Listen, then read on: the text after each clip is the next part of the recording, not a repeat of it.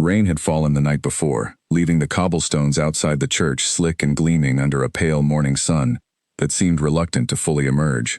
The carriage stopped outside the church before Eleanor Whitmore was ready to face what came next. Her hands trembled in her lap, not from cold, but from the weight of a decision that had never truly been hers to make. Her brother Henry sat across from her, his jaw tight, his eyes fixed on the church doors as if daring them to open before he had prepared her enough. "You do not have to smile," he said quietly. "You only have to survive the day." Eleanor nodded, though survival felt like too small a word for what she was about to do. In an hour, she would become the Duchess of Ashworth, bound for life to a man she had spoken to perhaps a dozen times, a man whose eyes never seemed to find hers even when he stood directly in front of her.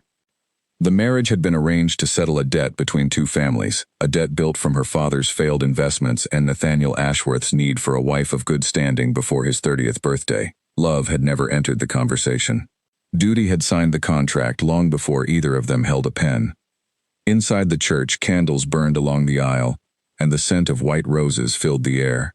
Eleanor walked toward the altar with her chin lifted, refusing to let the whispers of the gathered guests unsettle her composure. She had practiced this walk in her mind 100 times, each step measured, each breath controlled.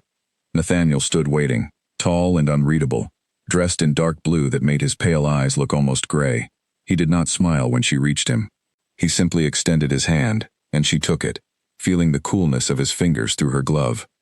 Behind him, rows of guests filled the pews, more curious than sentimental, eager to witness the joining of two respected families rather than the union of two hearts. Eleanor recognized few faces among them. Most belonged to Nathaniel's circle, gentlemen who assessed her with polite but distant curiosity, women who whispered behind gloved hands about the young bride who had secured such an advantageous match. She kept her gaze forward, refusing to let their scrutiny unsettle the calm she had worked so hard to maintain since waking that morning. The ceremony passed in a blur of Latin phrases and solemn vows. When the priest pronounced them husband and wife, Nathaniel's kiss upon her cheek was brief, almost clinical, as though he were completing an obligation rather than beginning a life. Eleanor told herself this was simply how noblemen behaved. She told herself warmth would come with time. The wedding breakfast that followed was a grand affair, filled with toasts and laughter that did not belong to either of them.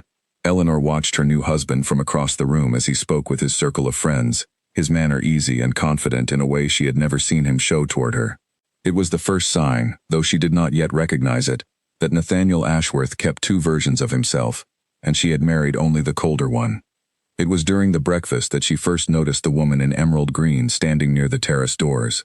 Lady Catherine Vane was striking, with dark curls and a laugh that carried across the room like music. Eleanor watched Nathaniel's gaze drift toward her more than once, watched the brief curve of his mouth that never appeared when he looked at his own bride. She told herself it meant nothing. Society was full of old friendships and familiar faces. She was new to this world, and it was foolish to read meaning into every glance. But that evening, when the guests had gone and the townhouse grew quiet, Nathaniel excused himself from dinner early, claiming pressing business at his club. Eleanor sat alone in the dining room, the candles burning low, and told herself that this too was simply how noblemen behaved. The following weeks confirmed what her heart had already begun to suspect. Nathaniel was polite to her, correct in every social requirement, but he was never present. He left early and returned late. He spoke to her of household matters and nothing more. When she tried to ask about his day, he answered in short sentences that closed the conversation before it could begin. Eleanor threw herself into learning her new role. She studied the running of the household, memorized the names of every servant, and worked to understand the estate ledgers so she might one day be useful to her husband in more than name. She believed, with the stubborn hope of the young, that competence might earn what charm could not. One afternoon, she arranged flowers from the garden into a simple vase and placed them in Nathaniel's study, hoping the gesture might open some small door between them.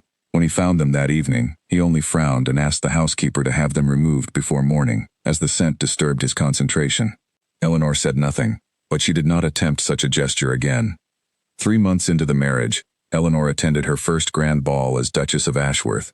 She wore a gown of pale blue silk, her hair arranged with small pearls, and for the first time since her wedding day, she felt something like confidence. She was learning the rhythms of this world. She was becoming someone capable of standing beside a duke. That confidence lasted until she saw him across the ballroom, speaking with Lady Catherine Vane once more. This time there was no mistaking the ease between them, the way Catherine touched his arm as she laughed, the way Nathaniel leaned slightly toward her as though drawn by something he could not name. Eleanor stood near the refreshment table, her champagne untouched, watching her husband smile at another woman the way he had never once smiled at her. A matron nearby, unaware of Eleanor's identity, or perhaps simply careless, murmured to her companion that the Duke and Lady Vane had been close for years, long before his marriage, and that everyone had assumed he would marry her instead, had circumstances allowed it. Eleanor's chest tightened, but she kept her expression still. She had learned, in 3 short months, how to arrange her face into something the world would call composed. She left the ball early that night, claiming a headache. Nathaniel did not notice her departure until his carriage arrived home hours later, and even then, he only asked briefly if she was unwell before retreating to his study without waiting for an answer. Lying awake that night, Eleanor allowed herself, for the first time, to fully consider what her marriage might become. She thought of her mother, who had died when Eleanor was young, and wondered what advice she might have offered. She thought of her father, whose debts had made this match necessary, and felt no anger toward him, only a quiet sorrow for the position it had placed her in. She decided, in the darkness of that room, that she would not spend her life waiting for a man who had already given his heart to someone else. She did not yet know what that decision would mean in practice. She only knew she would not beg for affection that was not hers to claim. The following morning, she rose early and walked the gardens alone, watching the mist lift from the hedges as the sun climbed higher. A young gardener named Thomas tipped his hat to her, and she offered him a genuine smile, grateful for a moment of simple kindness in a house that had grown cold. She wrote to Henry often during those early weeks, careful to keep her letters light and cheerful, unwilling to let him worry over troubles she had not yet fully admitted even to herself. She described the estate's gardens, the kindness of the housekeeper, the beauty of the countryside beyond the windows of her new home, filling her pages with pleasant details so that the silences beneath them might go unnoticed. Only late at night, alone with her thoughts, did she allow herself to acknowledge how thoroughly those pleasant details failed to capture the truth of her days. She began, in small ways, to build a life of her own within the walls of Ashworth House. She corresponded regularly with her brother Henry, who worried for her but respected her wish not to make a scene. She read widely from the estate's library, teaching herself subjects she had never been permitted to study as a girl. She visited the tenant families on the estate grounds, learning their names and their needs, finding purpose in service that her marriage could not offer her. Nathaniel noticed none of this. He continued his pattern of distance, his visits to Catherine Vane growing less discreet with each passing month. Servants whispered when they believed the Duchess could not hear them, and though Eleanor pretended not to notice, every word reached her eventually. The staff pitied her, though none dared say so openly. At a dinner party hosted by Lord Whitmore, Eleanor's own brother, Nathaniel arrived nearly an hour late, offering no apology beyond a brief nod toward his hosts. Henry's expression darkened as he watched his sister endure the slight with practiced grace, and later that evening, when the men retired for brandy, Henry pulled Nathaniel aside. "You married my sister," Henry said, his voice low but firm. "I would remind you that a marriage requires more than a signature." Nathaniel's jaw tightened. "I fulfill every duty required of me, Whitmore. Do not lecture me on obligations I understand better than you." "Duty is not the same as decency," Henry replied. "Eleanor deserves both." Nathaniel said nothing further, and the matter was dropped, though the tension between the two men would only grow in the months that followed. Eleanor, unaware of the exchange, continued to carry herself with quiet dignity, unwilling to let anyone see how deeply the loneliness had settled into her days. By the time winter arrived, the household staff had grown accustomed to a strange rhythm, a duchess who ran the estate with quiet competence, and a duke who appeared only when necessity demanded it. Eleanor had stopped waiting by the window for his carriage. She had stopped setting a place for him at dinner unless informed in advance that he would attend. She had, in the space of a single year, learned to build walls of her own, not out of coldness, but out of a need to protect what remained of her spirit. On quiet Sunday mornings, she took to walking the lane beyond the estate gates, past the small chapel where the tenant families gathered, listening to the distant sound of hymns carried on the wind. She never entered, feeling it was not truly her place, but she found comfort in the simple rhythm of ordinary lives unfolding around her, lives untouched by the cold arrangements of noble marriage. It was during one such walk that she first allowed herself to imagine, however briefly, what her life might have looked like had she been born to a family without debts to settle, free to marry for reasons of the heart rather than necessity. She did not yet know that her husband's attachment to Catherine Vane was deepening into something far more dangerous than discretion could contain, or that the quiet dignity she had built for herself would soon be tested in ways she could not yet imagine. For now, she simply lived, day by day, in a house that bore her name, but had never once felt like home. By the second year of her marriage, Eleanor no longer needed servants to whisper the truth to her. She saw it plainly enough with her own eyes. Nathaniel had taken a townhouse on Bramble Lane, a quiet but respectable street not far from Ashworth House, and installed Catherine Vane within it. He made no great show of the arrangement, yet he made no true effort to hide it either, and in London society, that was as good as an announcement. Eleanor first learned the address from a letter her brother Henry sent, warning her gently that the matter had become common knowledge among their circle. She read the letter twice, then folded it carefully and placed it in the drawer of her writing desk, as though hiding it from sight might somehow undo what it contained. That evening, she dressed for a dinner at Lady Pembroke's home, knowing full well that Catherine Vane would likely be among the guests. She considered, briefly, feigning illness to avoid the evening altogether, but something in her refused to hide. She would not give the gossiping tongues of London the satisfaction of watching her retreat. The dinner proceeded as such evenings always did, with polite conversation over soup and fish, until the topic of a recent horse race brought Nathaniel and Catherine into an easy, familiar exchange across the table. Eleanor watched as Catherine leaned toward her husband, her voice dropping into something private and warm, and she watched Nathaniel respond with an attentiveness he had never once shown his own wife. A young woman seated beside Eleanor, new to society and unaware of the tension at the table, remarked innocently that the Duke and Lady Vane seemed to share quite an understanding. Eleanor smiled thinly and changed the subject, though the words settled like stones in her chest. After dinner, as the ladies retired to the drawing room, Eleanor overheard two matrons speaking behind their fans, their voices lowered but not lowered enough. They spoke of the Bramble Lane house, of the fine carriage the Duke had gifted Catherine, of jewels that had once belonged to the Ashworth family, now seen adorning another woman's throat. Eleanor's hands tightened around her teacup, though her face betrayed nothing. She left the gathering that night with her composure intact, but the moment she reached the privacy of her carriage, she allowed herself to press a gloved hand against her mouth, holding back the sound that threatened to escape. She would not weep where the coachman might hear her. She would not give even the horses a reason to pity her. Eleanor did not sleep that night. She sat by her window long after the household had gone quiet, watching the dark shapes of the garden hedges sway faintly in the wind, turning over in her mind every small humiliation of the evening. She thought of the matrons and their lowered voices, of Catherine's easy laughter, of the sapphire brooch she had glimpsed at the woman's throat, a piece she now suspected had once belonged to the Ashworth collection. By the time the sky began to lighten, she had resolved to say nothing to Nathaniel directly.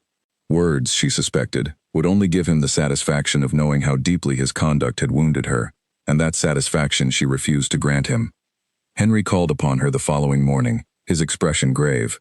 He had heard, as had everyone, of the jewels, and his patience with his brother-in-law had finally reached its limit.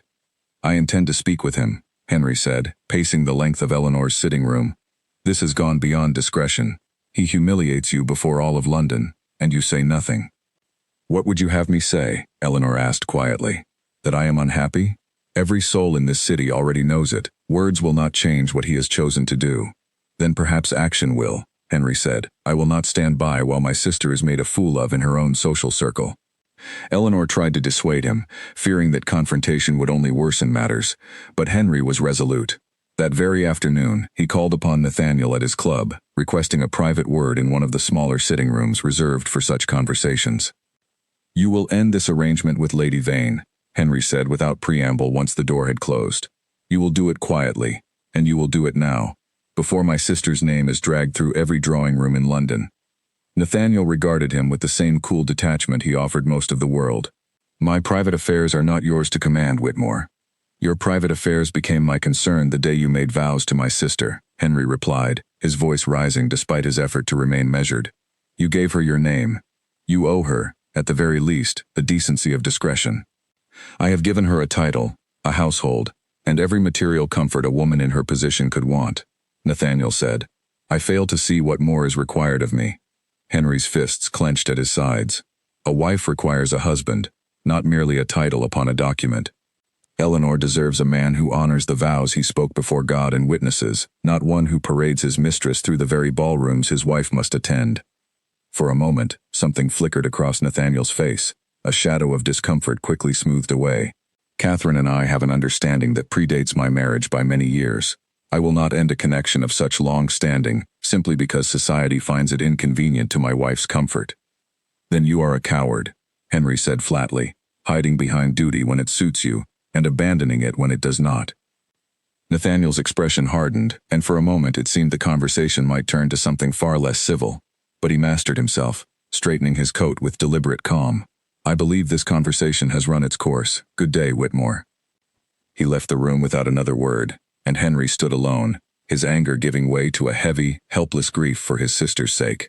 He did not tell Eleanor every detail of the exchange when he called upon her that evening, only that Nathaniel had refused to change his course. Eleanor listened in silence, unsurprised, though the confirmation still struck like a fresh wound. Eleanor did not learn every detail of the confrontation between her brother and her husband, but she noticed, in the days that followed, a new coldness in Nathaniel's manner toward Henry, whenever the two men were forced into the same company. Where once Nathaniel had greeted her brother with cool but adequate civility, he now offered only the barest acknowledgement, his jaw tight, his replies clipped. Eleanor understood, without needing to be told, that Henry had spoken plainly, and that Nathaniel had not welcomed the honesty. She wrote to Henry that week, thanking him for his loyalty but gently urging him not to endanger his own standing on her behalf. Henry's response was warm but unyielding, insisting that no cost to his own reputation could outweigh his duty to protect his sister's dignity. Eleanor kept his letter folded inside a small wooden box on her writing desk, a private reminder that not every man in her life had proven himself capable of cruelty. In the weeks that followed, Nathaniel's carelessness only grew bolder. He escorted Catherine openly to the theater, seating her in a box visible to half of London society. He was seen dining with her at fashionable restaurants, his manner attentive and warm in a way Eleanor had never once witnessed in their own home. Rumors reached her that he had spoken of Catherine to his closest friends as though she were already more his wife than Eleanor herself. Eleanor continued attending her social obligations, her spine straight, her manner gracious, though each outing cost her something she could not easily replace. She began to notice how conversations quieted when she entered a room, how sympathetic glances followed her across a ballroom floor, how even close friends seemed uncertain how to address the situation without causing her further pain. One evening, at a garden party hosted by Lady Ashcombe, Eleanor found herself seated near enough to overhear Catherine Vane speaking with a small circle of admirers. Catherine's voice was light and amused as she described a piece of jewelry Nathaniel had recently gifted her, a sapphire pendant that had belonged, Catherine claimed with obvious pride, to the Ashworth family for 3 generations. Eleanor recognized the pendant instantly from a portrait of Nathaniel's grandmother that hung in the estate's east wing. It was a family heirloom, meant to pass to Nathaniel's own daughter one day, not to be gifted to a mistress as though it were nothing more than a bauble purchased on a whim. She rose from her seat and walked toward the refreshment table with measured steps, refusing to let her expression crack. Behind her, she heard Catherine's laughter continue, unbothered, unaware or uncaring that the Duchess herself had overheard every word. A young footman offered her a glass of lemonade, and Eleanor accepted it with a steady hand, though her thoughts raced beneath her calm exterior. She wondered how many other pieces of the Ashworth legacy had already found their way into Catherine's possession, how many family treasures had been quietly redirected from their rightful place without her knowledge or consent. The thought unsettled her more than she expected, not out of any attachment to the jewels themselves, but out of the deeper realization that Nathaniel had begun treating his own family's history as currency for another woman's affection, careless of what such gestures stripped away from the marriage he had vowed to honor. She found Lady Ashcombe near the garden entrance a short while later and made her farewells with practiced warmth, offering no hint of the turmoil beneath her composed exterior. Lady Ashcombe, an older woman known for her sharp perception, studied Eleanor for a moment longer than courtesy required before pressing her hand gently. "You bear yourself with great dignity, my dear," she said quietly. "Do not let anyone convince you that dignity is the same as weakness." Eleanor thanked her, unsure whether the older woman had somehow guessed at the pendant's significance or simply recognized, as many in society quietly did, the difficult position in which the Duchess of Ashworth had long found herself. That night, Eleanor wrote a letter to Henry, the first time she allowed herself to fully express the depth of her humiliation. She described the pendant, the whispers, the quiet cruelty of a husband who seemed determined to erase her presence from his own life, while she remained trapped within it by law and society alike. Henry's response arrived within 2 days, urging her to consider a separation, to remove herself from a situation that only worsened with each passing month. Eleanor read his words carefully, torn between the fear of scandal that any separation would bring and the growing certainty that remaining in Nathaniel's house was slowly extinguishing whatever remained of her spirit. She did not yet act on her brother's advice.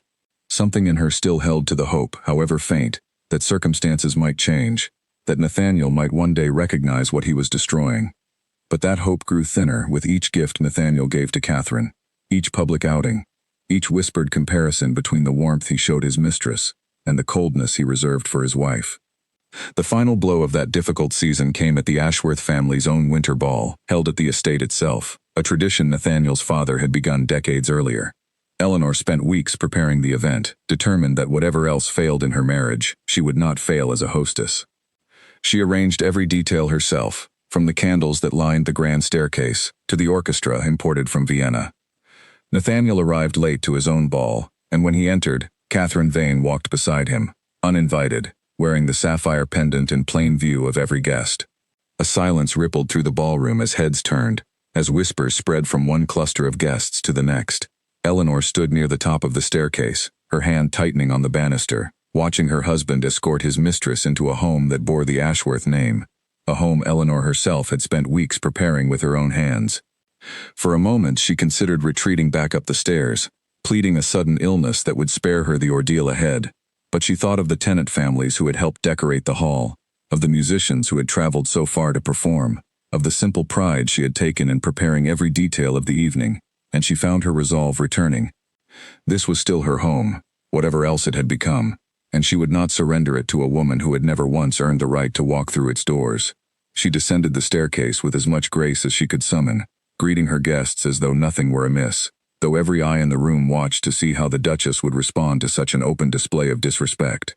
She did not confront Nathaniel. She did not acknowledge Catherine's presence beyond the barest necessary courtesy. She simply continued through the evening as its hostess, her composure a shield she had spent 2 years learning to forge. But something within her had shifted that night, something that would not be undone. She understood now, with total clarity, that Nathaniel would never choose her, not out of duty, not out of decency, not even out of the simplest human kindness. He had made his choice long before their wedding vows were spoken, and no amount of patience or grace on her part would ever change it.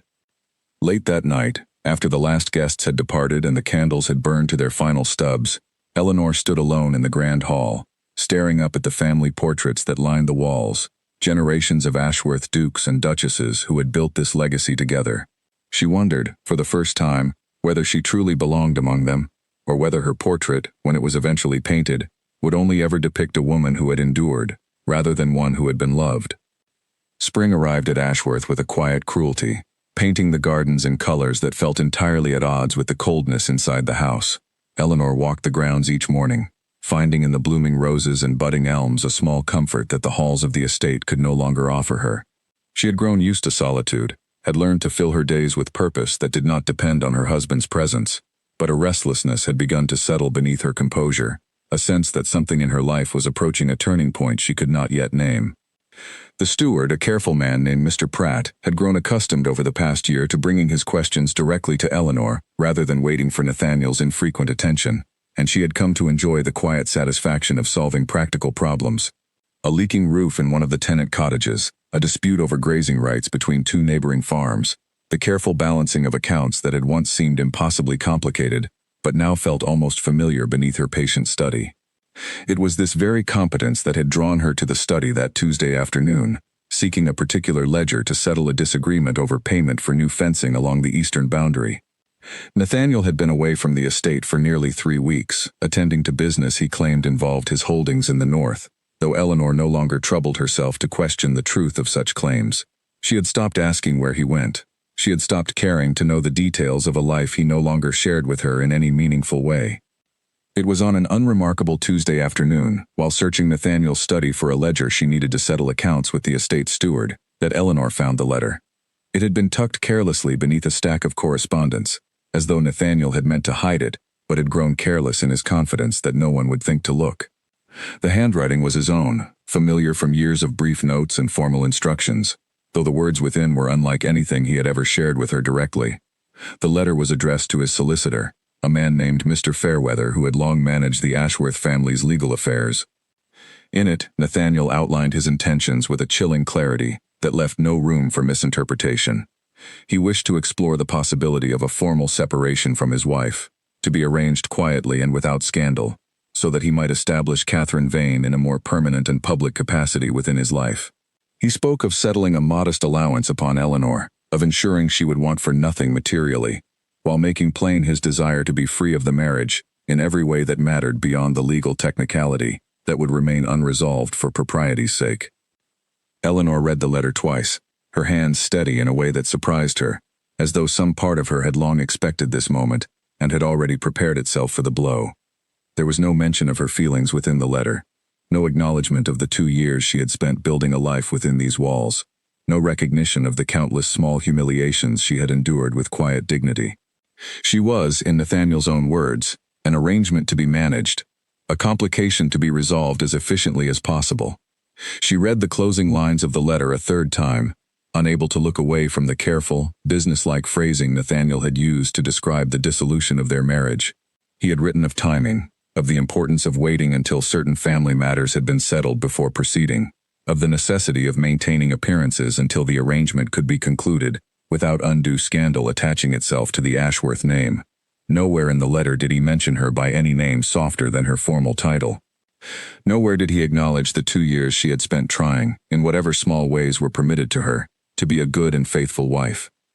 She folded the letter carefully and returned it to its place beneath the correspondence, exactly as she had found it, giving no outward sign that she had ever seen its contents. Then she walked from the study with measured steps, climbed the stairs to her own chambers, and closed the door behind her before finally allowing the full weight of what she had read to settle upon her. She did not weep, though she had expected she might. Instead, she felt something colder and more resolute take hold within her chest, a clarity that had been building for 2 years beneath the surface of her patience. She would not wait to be discarded like an inconvenient obligation.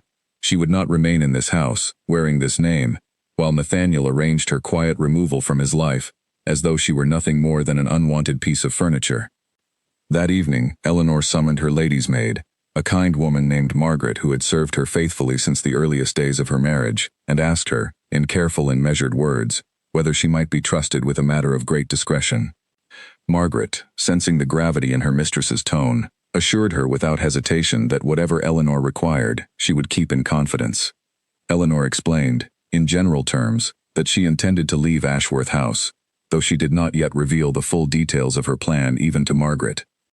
She spoke of a small property in the countryside, a modest cottage that had belonged to her late mother's family and had passed to Eleanor upon her mother's death, a property Nathaniel had shown no interest in and likely had forgotten existed.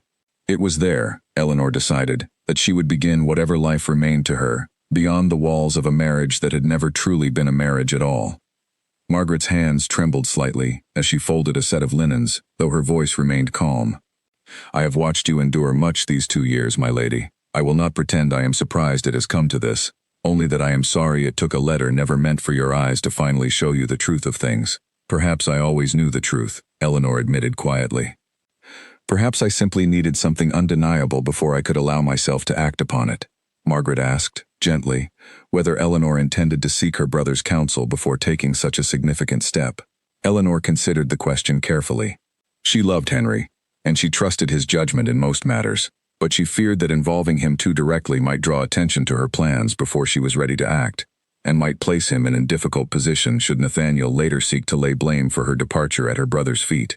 She decided instead to write to Henry only once she had already left, informing him of her decision rather than asking his permission to make it. Over the following days, Eleanor began the quiet work of preparing her departure.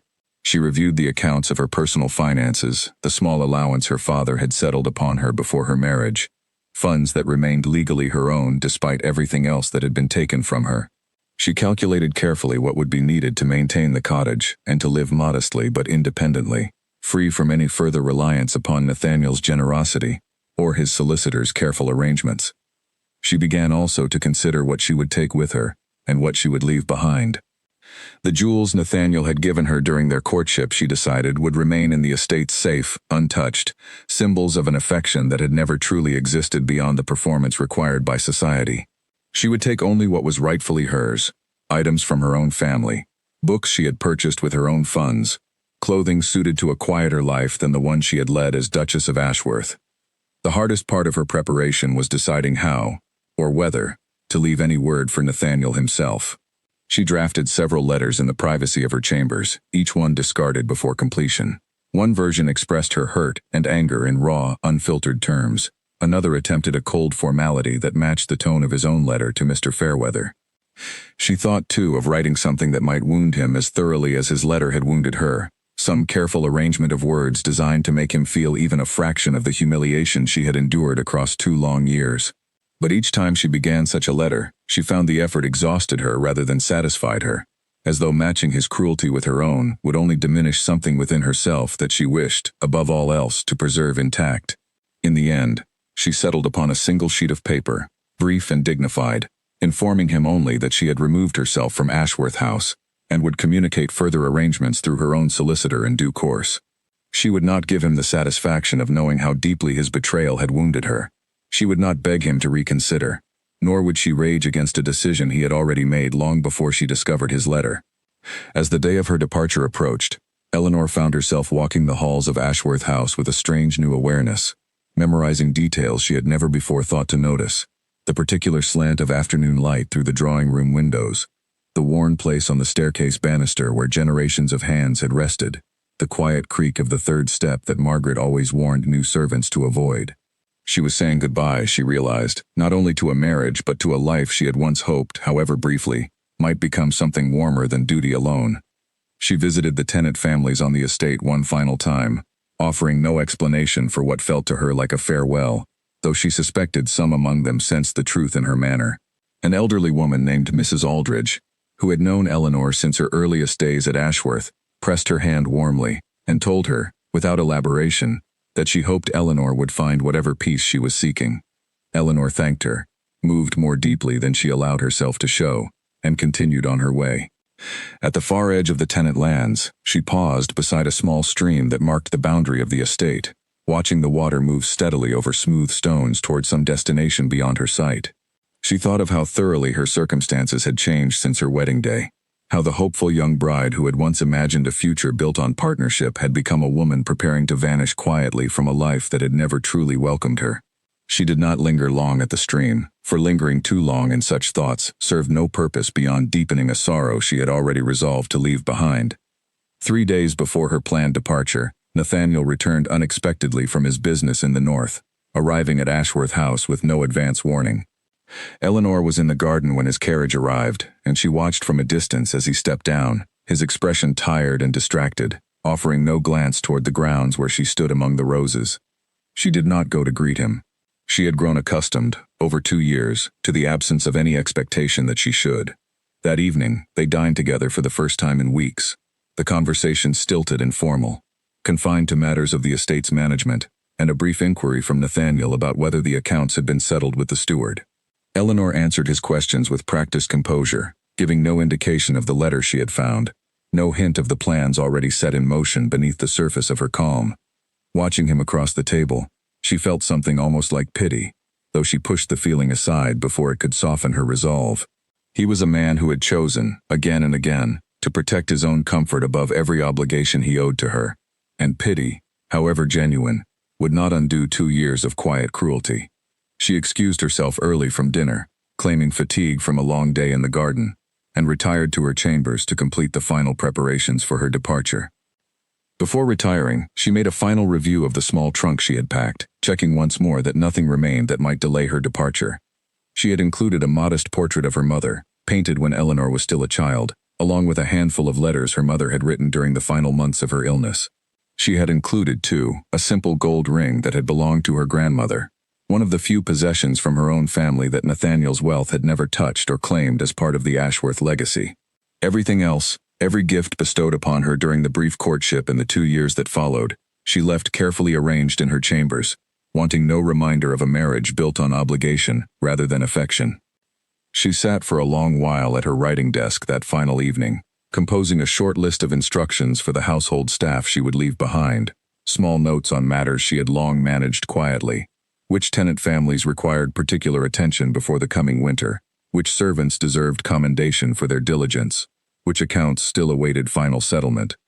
She did not sign the list with any title, only her given name, a small but deliberate act of reclaiming herself before she had even left the house that had for 2 years defined her only as Duchess. That night, unable to sleep, she stood at her window looking out over the moonlit grounds of Ashworth, the estate that had been her home, and her prison in equal measure. She thought of her mother, gone too soon to offer guidance through this difficult chapter of her life. She thought of her father, whose debts had bound her to this marriage in the first place, and she thought, finally, of herself, of the young woman who had walked down that church aisle 2 years earlier, hopeful despite every warning sign, and of the woman she had become since, weathered by disappointment but not yet broken. She would leave in 2 days' time, while Nathaniel attended to business in London that would keep him away from the estate for the better part of a week. She spent the intervening day quietly finishing small tasks she had set for herself, writing a final letter to Mrs. Aldridge thanking her for years of kindness, and setting aside a modest sum for Margaret that she hoped might ease whatever difficulties her departure caused among the remaining staff.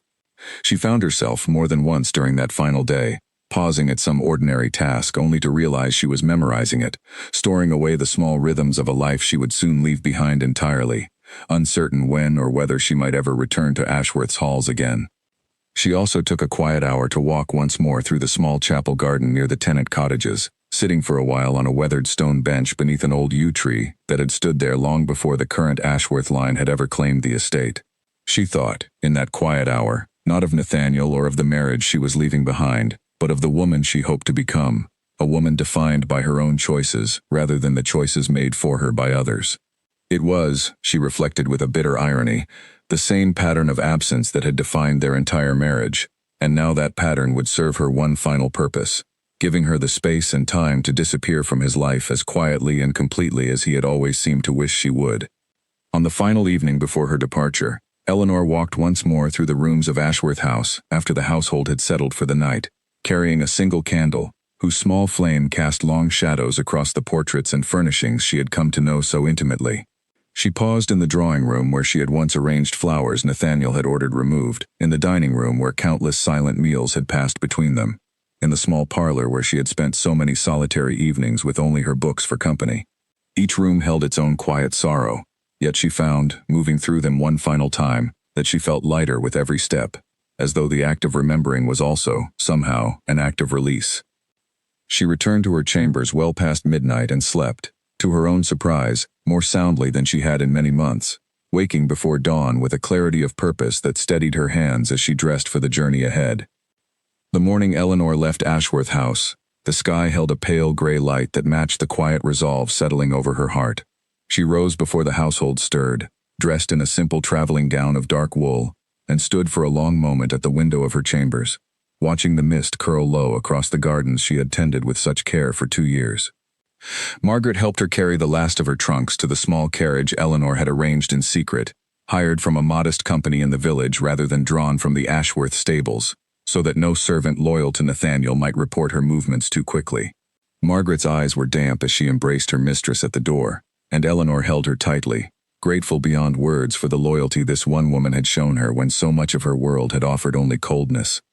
"You have been the one true friend I have known in this house," Eleanor whispered, her own composure threatening to break for the first time since she had discovered Nathaniel's letter. "I will not forget your kindness, Margaret, not for as long as I live." Margaret pressed a small handkerchief into Eleanor's hands, one she had embroidered herself with a simple pattern of forget-me-nots. "Keep this, my lady, and know that wherever you go, you carry the good wishes of everyone who ever truly knew your worth." "You could come with me," Eleanor offered gently, though she suspected the answer before Margaret spoke. "My family is here, my lady," Margaret said, her voice thick with emotion. "But you will always have my prayers, wherever you go." Eleanor thanked her, pressed a small sum of money into her hands despite Margaret's protests, and climbed into the waiting carriage before her resolve could waver. As the wheels began to turn, carrying her down the long drive away from Ashworth House, she did not look back.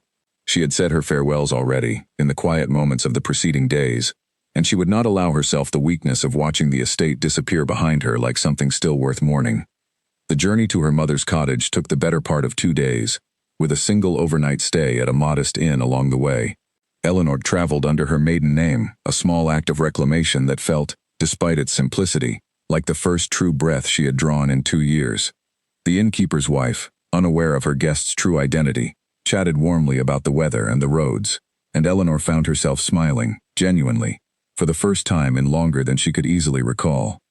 Along the way, she stopped briefly in a small market town to purchase provisions and found herself lingering in a modest bookshop, drawn to a shelf of practical guides on gardening and household management.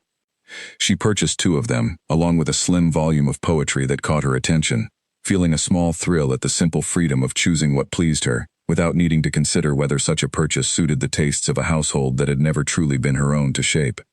The cottage itself, when she finally arrived, was smaller than she remembered from childhood visits, its garden overgrown with wildflowers that had clearly gone untended since her mother's passing years earlier. But there was a warmth to the modest stone walls, a sense of belonging that Ashworth House, for all its grandeur, had never once offered her.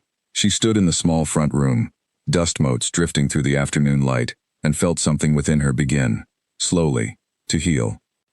The nearest village, a modest cluster of homes and shops called Thornfield Hollow, lay only a short walk from the cottage, and Eleanor introduced herself there simply as Mrs. Whitmore, using her family name rather than the title that had defined her for 2 difficult years. The village shopkeeper, an amiable woman named Mrs. Kettering, welcomed her warmly, offering advice on which local tradesmen might help restore the cottage's neglected garden, and which families in the area might appreciate news of a newcomer with an interest in the community. Eleanor found herself grateful for the ordinary kindness of strangers who knew nothing of her past, who saw in her only a quiet, capable woman beginning a fresh chapter in a small country cottage. In the days that followed, she threw herself into the work of restoring both the cottage and the garden, finding in the physical labor a welcome distraction from the uncertainty of what she had left behind. She cleared the overgrown beds with her own hands, transplanted the hardier perennials her mother had once planted, and began, with the modest funds available to her, the slow process of making the small house genuinely her own. Each small accomplishment, however humble, brought her a satisfaction she had rarely known during her years at Ashworth, where every effort she made had gone largely unnoticed by the one person whose notice she had once hoped to earn. Meanwhile, at Ashworth House, Nathaniel returned from London a full week after Eleanor's departure, his mind occupied with business matters that had consumed his attention entirely. It was Mrs. Whitfield, the estate's longtime housekeeper, who finally informed him, with careful and measured words, that the Duchess had not been seen for over a week, and that several of her personal belongings appeared to have been removed from her chambers. Nathaniel's first response was mild irritation rather than concern, an assumption that Eleanor had perhaps traveled to visit her brother without informing the staff of her plans in the confusion of his own absence. He instructed Mrs. Whitfield to send word to Lord Whitmore's household inquiring after the Duchess, and returned to his study, his mind already drifting back to the correspondence awaiting his attention. It was 2 more days before a response arrived from Henry, cold and brief, informing Nathaniel that Eleanor was not, and had never been, at her brother's residence during this period, and that Henry himself had no knowledge of her current whereabouts, though he suspected Nathaniel's own conduct might offer some explanation for her disappearance. The letter's final line, sharp with barely restrained fury, suggested that Nathaniel search his own conscience before searching for his wife. For the first time in longer than he cared to admit, Nathaniel felt something crack within the careful composure he had maintained throughout his marriage.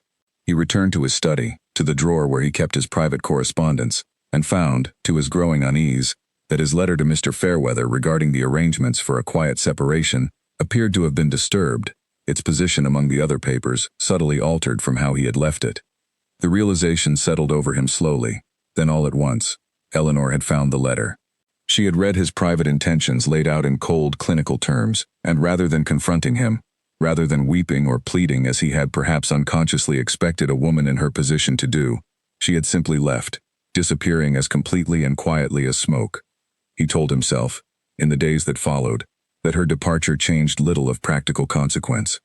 She had, after all, been unhappy in the marriage for some time, and perhaps her leaving would simplify the very arrangements he had been contemplating. He continued his visits to Catherine Vane's townhouse on Bramble Lane, seeking in her company the comfort and admiration he had never quite found within his own marriage.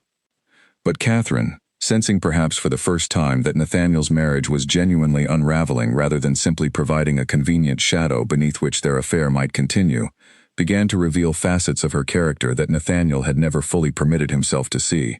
Where once she had seemed content with discretion and gifts, she now pressed him with increasing frequency about his intentions, about when he might make their arrangement permanent, about whether she might finally take her rightful place as his wife, rather than his secret companion. "You told Fairweather you intended a separation," Catherine said one evening, her voice sharp in a way Nathaniel had rarely heard from her. "Where is the progress on that arrangement? I have given you years of my life, Nathaniel, waiting for you to make good on promises you made long before your wedding day." Nathaniel found himself unsettled by her tone, by the demanding edge that had crept into conversations that had once felt effortless and warm. "These matters take time, Catherine. There are legal complications, family considerations." "There are always complications when it suits you to delay," Catherine replied, her eyes narrowing. "I begin to wonder whether you ever truly intended to honor your word to me, or whether I have simply been a convenient distraction from a marriage you lacked the courage to end properly." The argument that followed was the first genuine discord Nathaniel had experienced in his relationship with Catherine, and it left him shaken in ways he had not anticipated. He had grown so accustomed to Catherine's warmth, her admiration, the ease of her company compared to Eleanor's quiet reserve, that he had never fully considered what Catherine herself expected from their arrangement, or how her patience, like any patience, might eventually reach its limits. In the weeks that followed, Catherine's demands grew more insistent. She spoke openly, in social settings, of expectations for her future position, careless of who might overhear such presumptuous claims about a marriage that had not yet been dissolved. She requested increasingly extravagant gifts, framing them as compensation for the years of discretion she had already sacrificed on his behalf. Nathaniel found himself, for the first time, questioning whether the woman he had chosen over his own wife had ever truly loved him, or whether she had simply calculated, with patient precision, the value of a duke's eventual devotion. Nathaniel made inquiries of his own, quiet and careful, attempting to locate Eleanor's whereabouts through solicitors and family connections, though his efforts yielded little. Eleanor had been thorough in her preparations, and those who might have known her location, including the loyal Margaret, guarded the secret with unwavering discretion. Henry, when approached directly, offered nothing beyond cold civility, making clear that even if he knew his sister's location, he would not share it with a man who had shown her such disregard. Nathaniel even went so far as to hire a discreet investigator, a quiet, methodical man named Mr. Ellison who specialized in matters requiring careful and confidential inquiry. Mr. Ellison spent several weeks tracing whatever faint threads he could find, questioning coach operators and innkeepers along the roads leading out of London, but Eleanor's careful preparations, including her choice to travel under her maiden name and her selection of a modest, unremarkable carriage, had left little trail for even a determined investigator to follow. Mr. Ellison eventually reported to Nathaniel that the Duchess appeared to have vanished as thoroughly as if the earth itself had opened to receive her, and Nathaniel, frustrated but unwilling to expend further resources on a search that seemed increasingly hopeless, reluctantly abandoned the effort. He told himself, in the quiet aftermath of Mr. Ellison's final report, that he had done his due diligence, that he could hardly be blamed for a wife who had chosen to vanish so thoroughly rather than confront him directly with whatever grievances she carried. But even as he formed the thought, some quieter part of his conscience recognized the hollowness of such reasoning, a recognition he was not yet ready to examine too closely, choosing instead to bury it beneath the growing demands of Catherine's increasingly volatile affections. Months passed in this uneasy limbo. Nathaniel's relationship with Catherine grew increasingly strained, her affection curdling into something transactional and resentful as her demands went unmet and her patience wore thin. Nathaniel, meanwhile, found himself managing Ashworth House alone, the halls quieter without Eleanor's steady presence, the accounts and tenant matters she had once handled with such quiet competence now falling into disorder without her attention. It was during this period that whispers began to circulate through London society, not about Eleanor's disappearance, which remained a carefully guarded mystery, but about the growing coldness between the Duke and Lady Vane. Those who had once envied Catherine her position now watched with quiet satisfaction as the affair that had scandalized so many drawing rooms began, slowly and inevitably, to unravel under the weight of its own foundation. Even Nathaniel's closest acquaintances, men who had once admired his boldness in flaunting the affair so openly, began to distance themselves, uneasy at the growing volatility they witnessed whenever Catherine's name arose in conversation. Invitations to certain gatherings grew less frequent, and Nathaniel found himself, for perhaps the first time, sensing the faint but unmistakable chill of a society that had grown weary of his indiscretions, a chill that would only deepen in the years ahead. Nathaniel, for his part, found himself increasingly alone, caught between a mistress whose affection had proven far more conditional than he had ever imagined, and a wife whose absence had left a silence in his life he had not expected to notice, let alone mourn. He did not yet understand the full measure of what he had lost. That understanding would come later, slowly, painfully, as the consequences of his choices continued to unfold in ways he could neither predict nor control. 5 years passed, each one carrying Eleanor further from the woman she had been on the day she left Ashworth House, and closer to a version of herself she had never before had the freedom to become. The small cottage that had once felt modest and dusty had transformed, under her patient care, into a warm and thriving home, its garden restored to the vibrant beauty her mother had once maintained, its rooms filled with books and quiet comforts that belonged entirely to her. The transformation had not happened quickly, nor without moments of genuine doubt along the way. In the first months after her arrival, Eleanor had woken more than once in the depths of night, gripped by a fear that she had acted rashly, that she had abandoned security, and standing for an uncertain future built on nothing more than injured pride. But each morning, as she walked her small garden and felt the sun on her face, unburdened by the need to perform contentment for a household that scarcely noticed her presence, that fear gradually gave way to something steadier, a growing confidence that she had chosen correctly, whatever hardships her independence might bring. She had built, in the village nearby, a small but respected place for herself. She taught reading and simple arithmetic to the children of local families, who could not afford a proper governess, finding in the work a purpose she had never known during her years as Duchess. Her small schoolroom, set up in a spare room of the cottage and later expanded into a converted barn generously offered by a neighboring farmer, had grown from a handful of curious children to nearly 20 pupils who arrived each morning eager for lessons Eleanor prepared with genuine care. She found particular joy in watching a hesitant child grow confident with their letters, in the quiet pride of parents who had never imagined their sons and daughters might learn to read and write with such fluency. The work asked nothing of her beyond her own effort and attention, and it rewarded her, in turn, with a sense of purpose that no title or grand estate had ever managed to provide. She had also cultivated in these years a small circle of genuine friendships among the village women, connections built on shared laughter and mutual support, rather than the careful social calculations that had governed every relationship of her former life. She took tea most Thursdays with a widow named Mrs. Colebrook, whose sharp wit and generous heart had become a source of great comfort, and she found herself, on more than one occasion, marveling at how effortlessly such friendships had formed once she was finally free from the constant performance her title had once demanded of her. There were harder days, too, moments when the quiet ache of her earlier years resurfaced unexpectedly. A wedding announcement in a passing newspaper that reminded her of vows once spoken with hope, a chance remark from a village visitor about grand estates that stirred memories she preferred to leave undisturbed. On such days she found comfort in her garden, in the steady rhythm of small tasks that asked nothing of her but patience, and she noticed, with quiet satisfaction, that these difficult moments grew rarer and less sharp with each passing season. She corresponded regularly with Henry, who visited when his own family obligations allowed, always marveling at how thoroughly his sister had rebuilt her life from the wreckage Nathaniel had left behind. She had also, in the 3rd year of her independence, formally arranged a legal separation through her own solicitor, a careful and discreet man named Mr. Whitby who had guided her through the process with patience and respect. The separation had been settled quietly, without the public scandal Nathaniel had once feared, largely because Nathaniel himself, distracted by the collapse of his relationship with Catherine Vane and the mounting difficulties in his own affairs, had raised little objection to terms that left Eleanor with modest but sufficient independence. Eleanor had never remarried, though she had, in time, allowed herself the possibility of quiet friendships and, eventually, the gentle courtship of a kind widower named Edmund Barclay, a physician in the nearby town who had first come to know her through her work with the village children. Their connection had grown slowly, built on mutual respect and genuine conversation, entirely unlike the cold formality that had defined her marriage to Nathaniel. She had not yet accepted his quiet proposal of marriage, uncertain whether she wished to bind herself again to any man.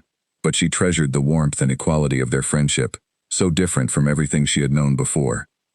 Edmund had a habit, she noticed, of asking after her opinions on matters both trivial and significant, genuinely curious about her thoughts on a new medical treatment he was considering for a difficult case, or her preference regarding which flowers might best suit the small garden behind his own modest home. No one, in all her years at Ashworth, had ever asked her opinion on anything of true substance, and she found herself continually surprised by how deeply such small considerations could restore a person's sense of her own worth. She had not told him yet the full details of her first marriage, only that she had been widowed young, a gentle fiction that spared her the complications of explaining a living husband from whom she remained legally separated, though she suspected, from the careful way he avoided certain questions, that Edmund understood there was more to her past than she had yet shared. While Eleanor's life had steadily brightened, Nathaniel's had followed a very different path. Catherine Vane, her patience finally exhausted by years of unfulfilled promises, had left him abruptly 2 years after Eleanor's departure, taking with her the jewels and gifts he had lavished upon her, and offering no explanation beyond a curt note declaring that she had found a gentleman of more decisive character, willing to offer her the security Nathaniel had never truly provided. The scandal of her departure, ironically, caused Nathaniel far greater public embarrassment than his affair itself had ever brought upon Eleanor, for society delighted in watching a man who had discarded his own wife find himself discarded in turn. In the years that followed Catherine's departure, Nathaniel's fortunes began a slow but steady decline. Distracted by years of neglecting the estate's management in favor of his personal affairs, he found the Ashworth holdings increasingly burdened by poor investments and mounting debts, matters that Eleanor's quiet competence had once helped manage but which now fell entirely upon his own inadequate attention. His political standing, once promising enough to earn him consideration for a position within the House of Lords, suffered as whispers of his personal conduct followed him into every professional circle he attempted to enter. He grew isolated in ways he had never anticipated. The friends who had once gathered around him, drawn by his title and his wealth, began to distance themselves as his fortunes waned and his reputation dimmed. Invitations to society events grew less frequent. The grand halls of Ashworth House, once filled with the careful order Eleanor had maintained, fell into a state of quiet neglect that mirrored the disorder of his own life. Mrs. Whitfield, the housekeeper who had served the family faithfully for many years, did her best to maintain the household standards, but even her considerable dedication could not fully replace the steady attention Eleanor had once brought to every detail of the estate's management. Rooms that had once been kept fresh with flowers stood empty and dim. The account books, once organized with careful precision, grew increasingly disordered under the intermittent attention of a steward left largely without guidance. Nathaniel noticed these small declines only occasionally, in passing moments of clarity between his growing preoccupation with Catherine's demands and the business matters he increasingly struggled to manage alone. He took, during this period, to spending long evenings alone in his study, a bottle of brandy his only companion, staring at ledgers he understood less thoroughly than he once believed. He found himself, on more than one occasion, reaching instinctively for a particular drawer where Eleanor had once kept her careful notes on the estate's tenant arrangements, only to remember, with a fresh and unwelcome pang, that those notes, like the woman who had written them, were gone from his life entirely. It was during a particularly difficult winter, 5 years after Eleanor's departure, that Nathaniel found himself alone in his study, reviewing accounts that painted an increasingly bleak picture of the estate's finances, when a memory surfaced unbidden of Eleanor's careful ledgers, her patient explanations of matters he had never troubled himself to fully understand. He realized, with a clarity that struck him like a physical blow, that he had spent years dismissing the quiet competence and steady presence of a woman who had offered him far more than he had ever recognized, in favor of a passion that had proven, in the end, to be built on nothing more substantial than vanity and convenience.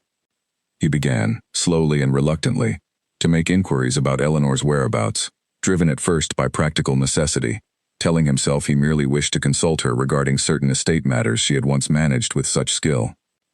Henry, when approached, remained coldly guarded, though even his resistance had softened somewhat over the years, his anger toward Nathaniel tempered by the passage of time and his sister's evident happiness in her new life. It took several months of careful and humbling effort before Nathaniel finally learned, through a distant family connection Henry had not thought to guard as carefully as his own correspondence, that Eleanor had settled in a small village some distance from London, that she had built a life of quiet respect and purpose among people who knew nothing of her former title. He learned, too, though the knowledge struck him with an unexpected and unwelcome pang, that she had formed a close friendship with a local physician, a connection that many in the village believed might soon deepen into something more permanent. The news of Edmund Barclay affected Nathaniel more deeply than he expected. He had grown accustomed, over the years of Eleanor's absence, to thinking of her as a fixed point in his past, a wife he had wronged, but who remained, in his mind, somehow still connected to him by the unresolved threads of their shared history. The thought of her building a genuine future with another man, a future filled with the warmth and partnership he had never offered her, forced him to confront feelings he had spent years avoiding. He began, in the quiet hours of increasingly solitary evenings, to reflect honestly on the marriage he had so carelessly discarded. He remembered, with growing discomfort, the flowers Eleanor had once arranged in his study, flowers he had ordered removed without a second thought for the gesture behind them. He remembered her patient efforts to learn the estate's management, her quiet dignity in the face of his public humiliations, the countless small kindnesses she had offered him throughout their marriage that he had accepted without ever once returning in kind. He remembered, too, the letter to Mr. Fairweather, the cold and clinical language he had used to describe the woman who had been his wife, and felt, for the first time, genuine shame at the man he had been. He understood now, with the painful clarity that only comes with loss and consequence, that he had mistaken passion for love and duty for partnership, and had failed to recognize the far deeper value of the steady, quiet devotion Eleanor had offered him from the very beginning of their marriage. He wrote one evening to Henry directly, setting aside the pride that had governed so many of his previous dealings with his brother-in-law. The letter was brief but genuine, acknowledging plainly the harm he had caused Eleanor, and expressing a sincere, if belated, desire to seek her forgiveness, whatever form that forgiveness might take. Henry's reply arrived nearly a month later, cautious but no longer entirely cold, informing Nathaniel only that Eleanor had built a peaceful life for herself, and cautioning him against disturbing that peace unless his intentions were genuine and his resolve unwavering. Henry did not yet provide her exact address, insisting instead that he would need time to consider whether such a reunion, even one sought in apparent good faith, would serve his sister's well-being. The months that followed tested Nathaniel's patience and his resolve in ways he had never before experienced. He continued corresponding with Henry, his letters growing steadily more honest as the initial guardedness between the two men slowly eased. He described, in careful detail, the changes he had made to his own conduct, the charitable work he had begun supporting, the discipline he had brought to managing the estate's recovering finances. Henry, watching these changes unfold over many months rather than the fleeting weeks of a temporary repentance, gradually came to believe that his brother-in-law's transformation, however overdue, might be genuine. The decision to seek her out, once made, felt both necessary and terrifying to a man who had spent his life avoiding vulnerability in favor of cold control. He spent weeks composing and discarding letters, much as Eleanor herself had once done before her departure, unable to find words adequate to the apology he owed her. In the end, he decided that words on paper would never suffice, that whatever remained to be said between them must be spoken directly, whatever the cost to his pride.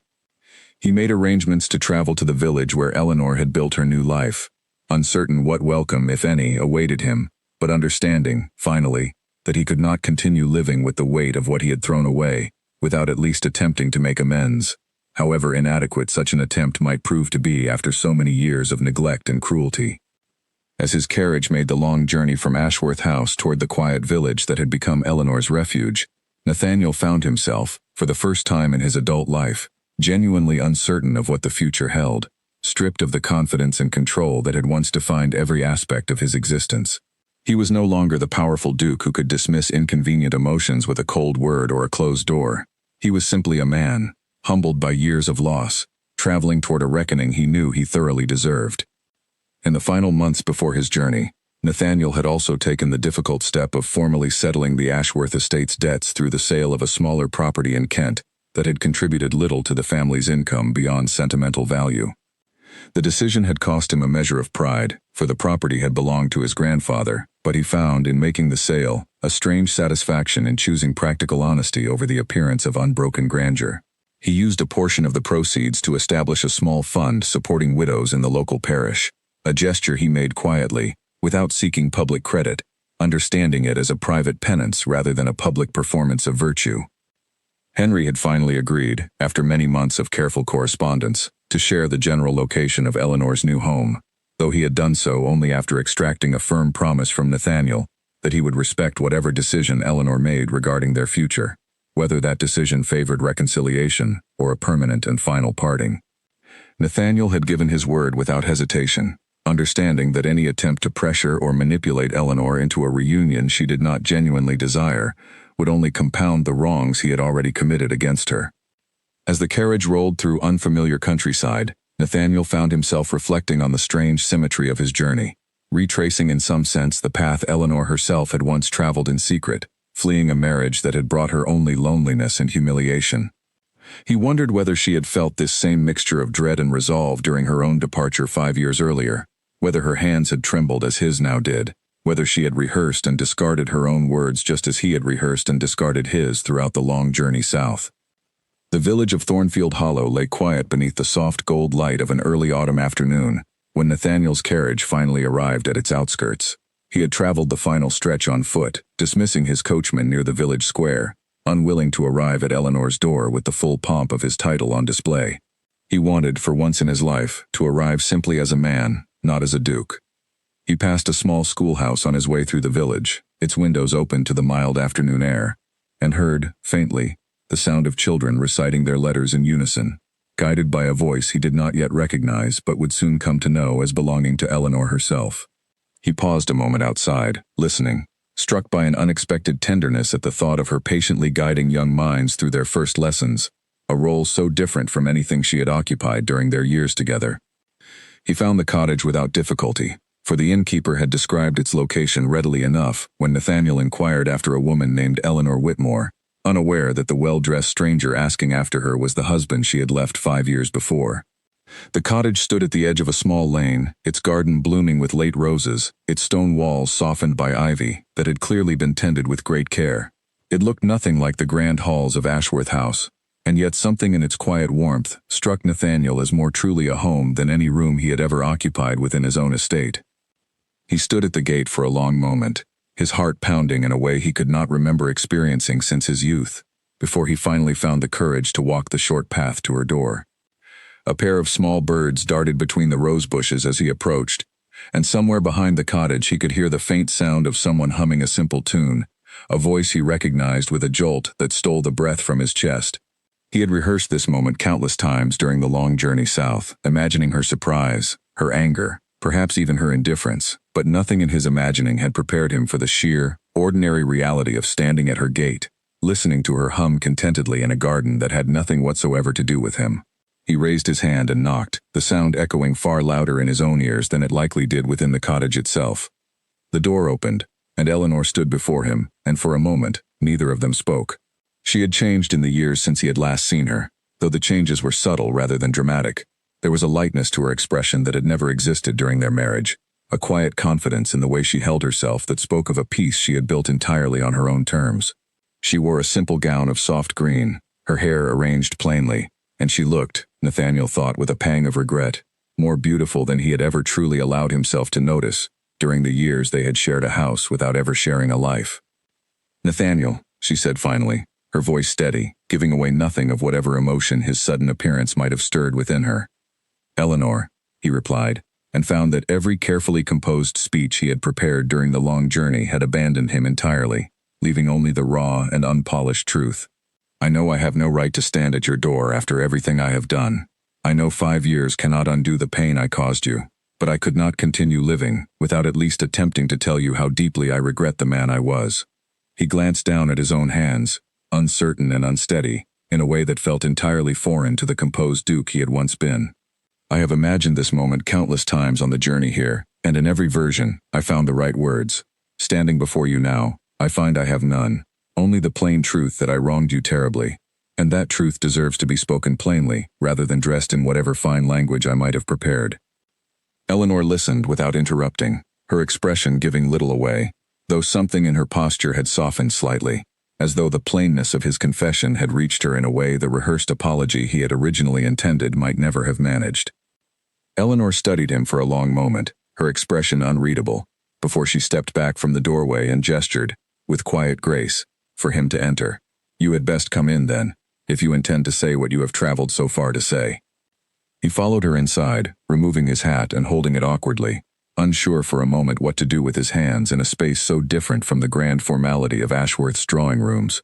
He noticed, as he glanced around the small room, the careful arrangement of dried flowers on the mantelpiece, the well-worn spines of books stacked along a modest shelf, a child's drawing pinned near the window that he did not yet understand belonged to no child of Eleanor's own, but to one of her young pupils, gifted to her in gratitude for a lesson well taught. Everything about the room spoke of a life built with intention and care, so unlike the cold grandeur he had once offered her in place of genuine warmth.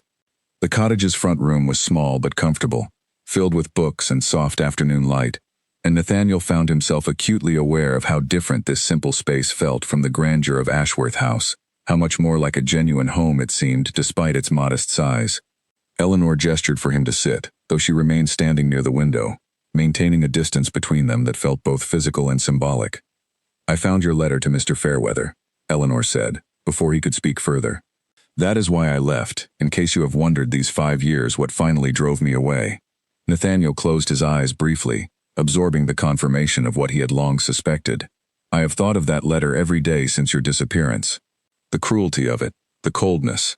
I wrote words about you, about our marriage, that no husband should ever write about his wife, and I did so without a single thought for how deeply such words would wound you if you ever discovered them." He paused, gathering himself before continuing.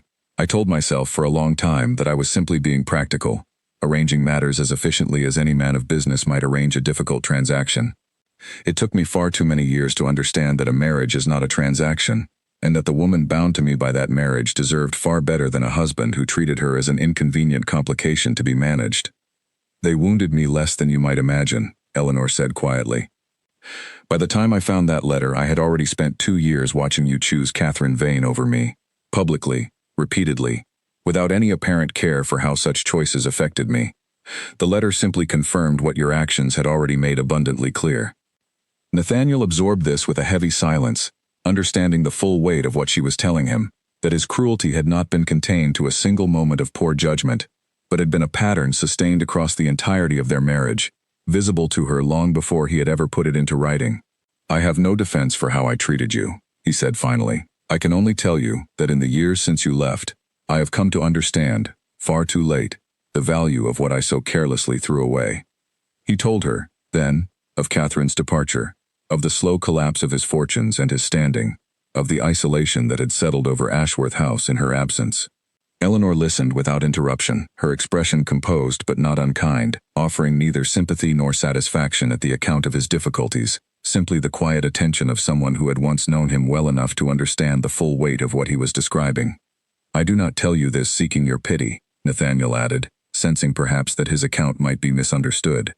"I tell you only so that you might understand how thoroughly I have come to recognize my own failures, not through any external punishment, but through the slow and painful process of watching everything I once valued prove hollow, while the one thing of genuine worth I possessed, I discarded without a second thought." Eleanor's fingers tightened briefly against the fabric of her skirt, the only outward sign of the emotion his words stirred within her, before she spoke again, her voice steady. "You speak now with an honesty I never once heard from you during our marriage. I wonder, sometimes, whether things might have gone differently had you found such honesty sooner, but wondering serves little purpose now, and I have learned not to dwell in questions that cannot be answered."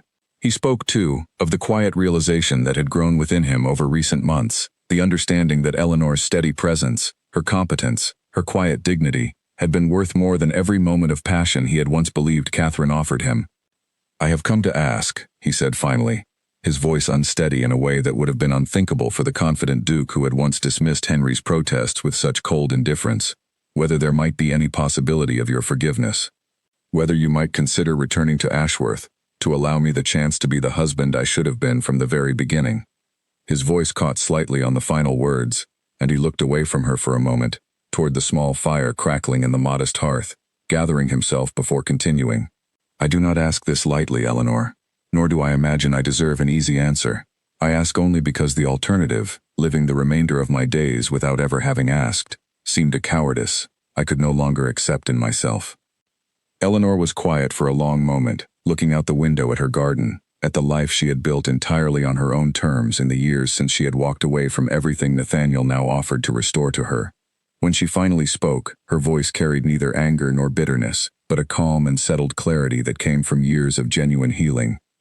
She turned from the window then, meeting his eyes directly for what felt like the first time in their entire acquaintance, and when she finally spoke, her words carried none of the bitterness he had perhaps braced himself to receive. "I forgive you, Nathaniel," she said, and watched something like desperate hope flicker across his face before she continued. "I forgive you, because carrying anger toward you for the rest of my life would only continue to give you power over my happiness, and I have worked too hard these past 5 years to reclaim that happiness for myself. But forgiveness is not the same as forgetting, and it is certainly not the same as returning to a life I fought so hard to leave behind." Nathaniel's face fell, though he did not argue, sensing perhaps that whatever came next was not truly his to negotiate. "I have built a life here," Eleanor continued, "one built on purpose and genuine connection, surrounded by people who value me for who I am, rather than what title I carry. I have found, in this village, a peace I never once knew during our marriage, and I have found, too, the possibility of a partnership built on equality and respect, rather than one built on duty and neglect." "The physician," Nathaniel said quietly, understanding dawning in his expression. "Edmund," Eleanor confirmed, "has shown me more genuine care and friendship than you ever showed me in marriage. I have not yet decided whether I will accept his proposal, but I know with certainty that whatever choice I make, it will not involve returning to a life defined by your convenience rather than my own worth." Nathaniel absorbed this with quiet dignity, understanding that the reckoning he had traveled so far to face was not one that would end in the reconciliation he had perhaps secretly hoped for, however unrealistic that hope had been. He looked around the small room once more, at the modest but genuine comfort Eleanor had built for herself, and felt a complicated mixture of grief and something almost like admiration, a recognition that the woman before him had accomplished, through her own quiet strength, something he had never managed with all the resources of his title and his wealth, a life that felt, in every visible way, like a home. "I am glad," he said finally, "that you did not wait for a man who took 5 years to understand what he had lost. You deserved better than a life spent waiting." "Then I will not press you further," he said finally. "I came only to offer my apology, and to tell you, honestly, how deeply I regret the pain I caused you. I did not come expecting forgiveness to mean restoration." A long silence settled between them, comfortable in a way neither of them might have expected given the circumstances. Outside, a light wind stirred the last of the roses, and somewhere down the lane a dog barked twice before falling quiet again. Nathaniel found himself, in that silence, feeling something he had not experienced in longer than he could remember, a genuine and uncomplicated peace, born not of resolution in his favor, but of simple honesty finally spoken and finally received. "Thank you for that honesty," Eleanor said, and for the first time since his arrival, something like genuine warmth entered her expression. "I hope, sincerely, that you find whatever peace you are seeking, Nathaniel. But I hope you understand that my peace no longer depends upon anything you might offer me." He rose to leave, understanding that their conversation, and perhaps their entire history together, had reached its true and final conclusion. At the door he paused and turned back toward her one final time. "You have built something remarkable here," he said. "A life far better than anything I ever gave you at Ashworth. I am glad, truly, that you found it, even if I was the one who drove you to seek it." Eleanor watched him walk down the garden path and through the gate, watched him pause once more at the lane before finally continuing toward the village and the carriage that would carry him back to the life he had built and rebuilt in her absence. She felt, watching him go, not triumph or vindication, but a quiet and settled peace, the closing of a chapter she had spent 5 years learning to live beyond. She closed the door gently and returned to the window, watching the last of the afternoon light settle golden across her garden, and found herself thinking, with genuine warmth rather than old bitterness, of the evening ahead, of Edmund's promised visit, of the life still unfolding before her on terms entirely her own. Whatever choice she made about her future, she understood now with unshakable certainty that she alone would be the one to make it, and that certainty, hard won across 5 difficult years, was worth more than any title or any grand estate could ever offer her. Winter came early to Thornfield Hollow that year, dusting the rooftops and hedgerows with a fine layer of frost that transformed the village into something out of a painted memory. Eleanor spent the darkening afternoons by her fire, grading the simple arithmetic exercises of her young pupils, finding in the quiet rhythm of her days a contentment that felt sturdier with each passing week since Nathaniel's visit. Edmund called on her often during those cold months, arriving with small gifts that spoke of genuine attention rather than obligation. A rare book of poetry he thought she might enjoy, a warm shawl he had noticed her admiring in a shop window, sprigs of winter berries gathered on his walks between patient visits.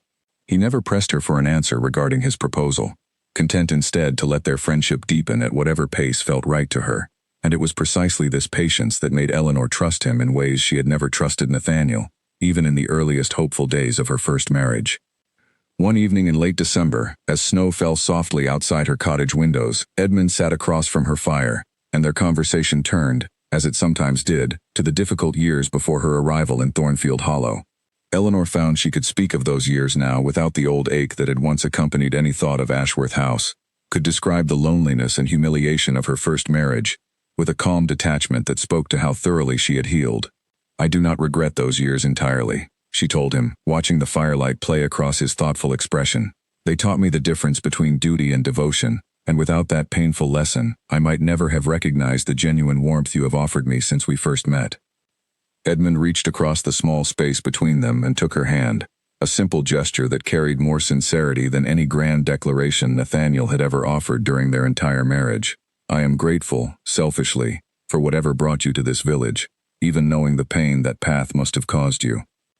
She thought, in the quiet moments before answering him, of all the reasons a woman in her position might hesitate, the memory of vows once spoken with hope only to be broken by careless neglect, the fear of surrendering the hard-won independence she had built across 5 difficult years, the simple uncertainty that always accompanies a genuine leap toward happiness. But she thought, too, of every small kindness Edmund had shown her since their first meeting, of the steady respect that had never once wavered, of the rare and precious sense that with this man, she might finally build the true partnership she had once believed impossible. It was on that snowy evening, with the fire crackling and the world outside hushed beneath its blanket of white, that Eleanor finally gave Edmund the answer she had been carefully considering for months. She would marry him, not out of desperation or obligation, but out of a genuine belief that their partnership would be built on the equality and respect she had once believed impossible between a husband and wife.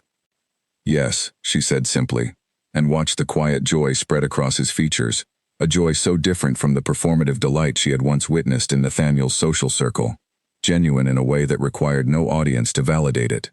"I have spent 5 years learning what I truly wanted from a marriage, Edmund, and I find, quite happily, that it is you." Edmund's joy at her acceptance was quiet but profound, and Eleanor felt, for the first time in her adult life, that she was stepping into a marriage as an equal partner rather than a dutiful obligation. News of Nathaniel, in the months that followed, reached her only occasionally, carried through Henry's letters or the distant gossip that traveled even to a village as removed from London society as Thornfield Hollow. She learned that he had thrown himself into the difficult work of restoring the Ashworth estate's finances, selling off several properties that had become unsustainable burdens, and dedicating himself, for the first time in his life, to genuine and diligent management of the responsibilities his title carried. He had not remarried, nor had he taken another mistress, choosing instead a quieter and more solitary existence than the one he had led during his years of careless indulgence.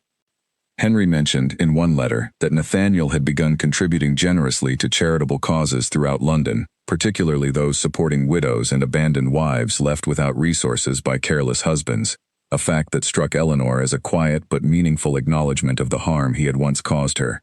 She did not know whether this change reflected genuine transformation, or simply the guilt of a man confronting the consequences of his choices, but she found she no longer needed to know the answer. His journey, whatever shape it took, was no longer hers to carry. The weeks leading up to the wedding passed in a flurry of gentle preparation, so different from the grand and impersonal arrangements that had preceded her first marriage. Eleanor chose her own gown, a simple dress of pale cream wool suited to the season, and arranged the small ceremony herself, down to the modest bouquet of winter greenery and the simple meal that would follow at the village inn.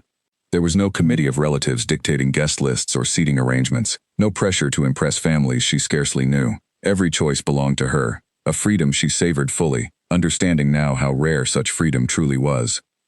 Eleanor and Edmund married the following spring, in a small ceremony attended by the village families she had come to know so well, by Henry, and his own growing family, and by Margaret, who had traveled from her position near London to witness the joy of the mistress she had once helped escape a life of quiet suffering.